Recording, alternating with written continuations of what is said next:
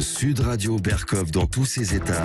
Le fait du jour. Lundi, avant-hier, une audience en référé devant le tribunal administratif dans laquelle la procureure de Lille était assignée par 3 associations pour avoir tenu, écoutez-moi bien, l'existence, et ils ont tenu un fichier existant au sein du parquet de Lille, répertoriant les identités des personnes interpellées et placées en garde à vue ces derniers mois en marge des manifestations contre la réforme des retraites.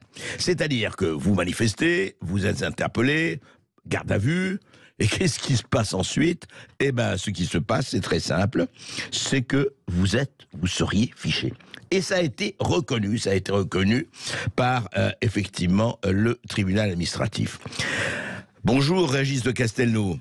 Bonjour André.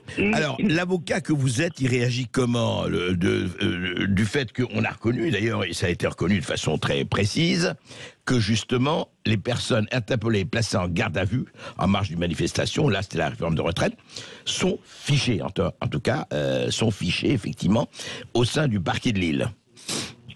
Alors, d'abord, je suis dans une voiture, c'est pas moi qui conduis, donc j'espère que le son va bien passer. Il passe bien.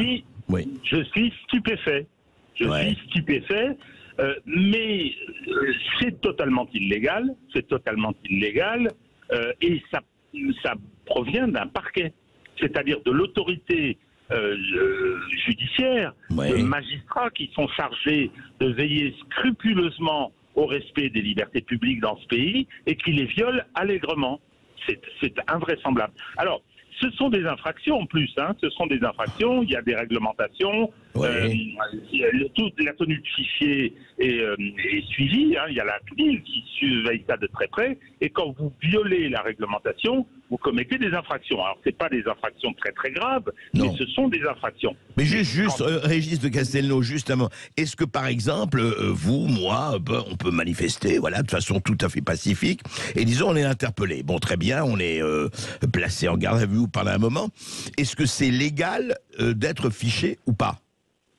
C'est totalement illégal. Et ce d'autant, mon cher André, qu'il y a eu une autre information il y a une dizaine de jours. Il y a un rapport qui a été fait à la demande de Madame Dominique Simoneau, qui est la patronne de l'Observatoire des lieux de détention, qui a fait une enquête dans les commissariats de Paris, où on a reconnu que 80% des personnes interpellées, c'est-à-dire des centaines de personnes interpellées dans les manifestations, l'étaient illégalement. C'est-à-dire que pour que vous puissiez mettre quelqu'un en garde à vue, 24 heures, il faut que vous ayez le soupçon d'une infraction.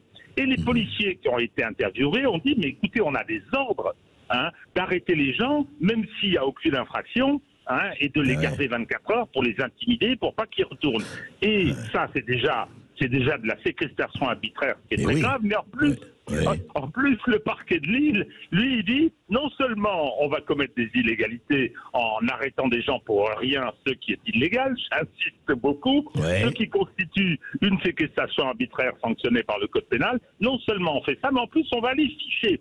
On va les ficher en indiquant bien qu'ils manifestaient contre la réforme des retraites. C'est-à-dire qu'on les fiche politiquement. Mais qu'est-ce que c'est que ce pays? Et ce sont les magistrats. Parce que les arrestations illégales, ce sont les parquets qui les contrôlent normalement. Et naturellement, il ne se passe rien, aucune espèce de réaction de la justice à ça, alors qu'on a le spectacle de magistrats qui violent la loi.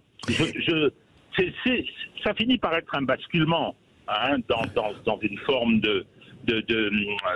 d'autocratisme tout à fait effrayant. Oui. Est-ce que vous êtes d'accord, Régis de Castel, est-ce que vous êtes d'accord avec l'un de vos confrères, Jean-Baptiste Souffron, avocat du syndicat des avocats de France? Il dit c'est un peu comme si on nous jetait ce genre de mention à votre casier judiciaire. Est-ce que les Français sont prêts à accepter qu'on mette dans le casier judiciaire à participer au mouvement de la réforme des retraites ou à telle manifestation? Est-ce que c'est un peu ça? Mais totalement. Alors, je dirais que par rapport à ce que dit mon confrère, ce qui est encore pire, c'est qu'il n'est pas question de casier judiciaire parce que des gens n'ont rien fait. On les a arrêtés de façon arbitraire, illégale, et en plus on les fiche. Attendez, ça va s'arrêter où? Et pour moi, le plus grave, le praticien que je suis, André, vous le savez bien, pour moi, le plus grave, c'est des magistrats qui le font. Oui, c'est ça. Parce que le fichier, il est fait par le parquet de Lille. Mais enfin, écoutez, Et il n'y a pas une convocation ou une saisine par M. Dupond-Moretti du Conseil supérieur de la magistrature pour entamer des procédures disciplinaires contre ces magistrats qui violent les lois de la République. Oui, c'est-à-dire que ce sont des magistrats qui sont censés défendre le peuple, qui sont censés défendre la justice. C'est assez... Et vous croyez que ça participe d'un mouvement général, sans tomber effectivement, ni dans le complotisme, dans rien, mais il y a une tendance, comme ça, vous disiez, Régis de Castelnau, vers une certaine autocratie, disons cela comme ça.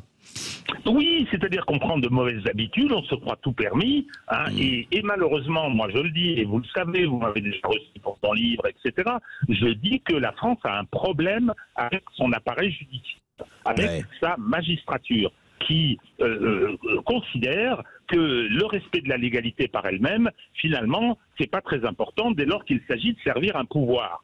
C'est ça qui est grave. Alors, je ne dis pas tous les magistrats. Je ne dis pas tous les magistrats. On ne généralise pas, bien sûr. Mais qu'est-ce que c'est que ces habitudes ? Il faut lire le rapport de Mme Cibonneau. C'est invraisemblable. Les policiers disent, mais enfin, on a reçu des ordres disant, arrêtez tout le monde. Hein. Ensuite, vous libérerez au bout de 24 heures. C'est pas rien, 24 heures. Faut passer une nuit dans les cages. Dans des circonstances pas spécialement luxueuses, on peut le dire. Non, c'est le moins qu'on puisse dire. Hein. Eh bien, et puis on vous libère sans poursuite, sans rien. C'est-à-dire qu'on vous a arrêté sans raison le permettant. Hein, tout ça pour vous empêcher de manifester, pour vous intimider. Non, c'est un dévoiement. C'est un dévoiement. Et ce dévoiement qui est voulu par le pouvoir, en tout cas c'est mon opinion, hein, le plus grave pour moi, c'est qu'il est fait par les magistrats, quoi. Oui, alors en même temps, vous avez vu quand même, à propos alors là de Gérald Darmanin et du ministère de l'Intérieur, que le tribunal administratif il voulait interdire effectivement la manifestation de Action française, notamment Jeanne d'Arc, etc. Et même le colloque, et le tribunal administratif a désavoué le ministre de l'Intérieur. Donc il y en a qui jouent leur rôle quand même. Oui, tout à fait. Il y a des magistrats de l'ordre administratif, mais c'est pas l'ordre judiciaire. Il y a des différences et jusqu'à présent, ils ont tenu. Parce que, effectivement, là, mais c'est la même chose, Darmanin. Qu'est-ce qu'il dit ? Il dit systématiquement, vous interdisez. Quand vous voulez manifester, c'est une liberté publique fondamentale. C'est un régime de déclaration. Vous devez non pas demander l'autorisation, vous devez dire, voilà, je vais faire une manifestation, et l'autorité administrative, le préfet par exemple, dit ça risque de troubler l'ordre public, il y a des risques, etc. Donc je l'interdis. Donc, mais si vous voulez, mais à chaque fois c'est un cas particulier. C'est un cas particulier. Et que dit Darmanin ? Il dit on va interdire systématiquement. Il faut savoir que quand un préfet interdit et se fait annuler sa décision, comme dans l'affaire de Restauration Nationale, il faut savoir que c'est une illégalité et une faute commise par l'État.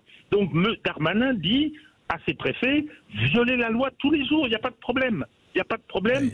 Et donc, ceux qui pourront iront devant les tribunaux et ils gagneront. Mais il y a ceux qui vont se laisser intimider, ceux qui n'auront pas le temps. Parce que moi j'ai vu qu'il y a quelqu'un qui fait une soirée ou un concert, etc. Vous avez la police qui vient au moment de l'ouverture des portes, qui dit c'est interdit. Comment voulez-vous saisir le tribunal administratif ? Donc, non, ce sont des dérives qui sont très préoccupantes. Et vous avez raison, les magistrats de l'ordre administratif, jusqu'à présent, ils ont tenu bon, parce qu'il y a eu l'affaire Restauration Nationale, mais il y a eu aussi d'autres manifestations qui ont été autorisées, comme ça, enfin, où l'interdiction a été suspendue, en province, à Montpellier, parce que les préfets disaient risque de terrorisme. Risque de terrorisme systématiquement. Et les juges administratifs ont dit, niet, ça suffit. Mais ça n'empêche pas Darmanin de dire je fais une circulaire et je dis à mes préfets interdisez. Et puis voilà, et on confond les casseurs et on sait qu'ils sont avec des Français pacifiques qui manifestent parce que ils ont envie de manifester pour des raisons tout à fait légitimes.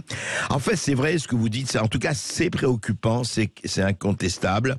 Et je crois qu'il y a un certain Montesquieu, l'artisan, le concepteur de la séparation des pouvoirs, qui doit non pas se retourner mais danser dans sa tombe, non ? Oui, c'est l'hélicoptère, carrément. Voilà. Merci Régis de Castelnau, merci pour ces précisions.